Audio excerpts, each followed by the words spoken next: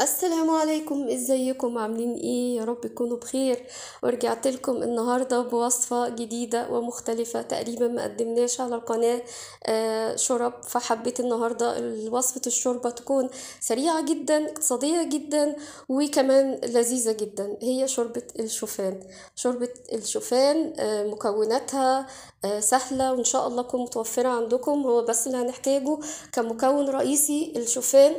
هاخد حوالي نص كوباية من الشوفان كامل الحبة. وهاخد معاهم معلقتين من الصلصة أو من معجون الطماطم.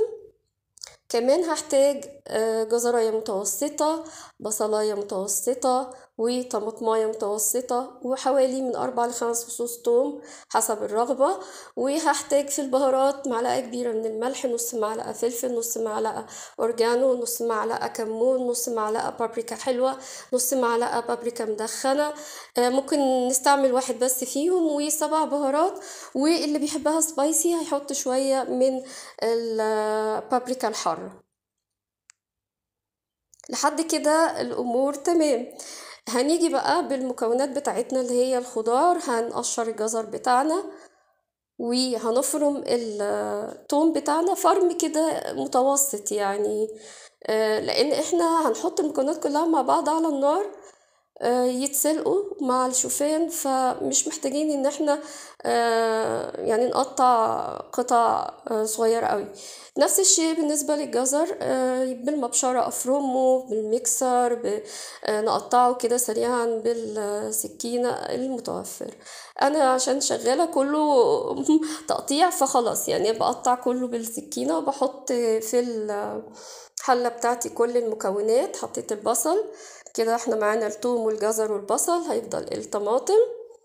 اقطع الطماطم، ممكن ننزع القشرة الخارجية اللي ما بيحبش القشرة او بيسبب له مشاكل في مية سخنة قبل التقطيع. وهحط الشوفان والبهارات بتاعتنا، وهحط عليهم لتر من المية، وهقلب كده الخليط مع بعض كويس. وبعدين على النار هرفعهم على النار، واحط اخر مكون اللي هو الصلصة او المعجون الطماطم.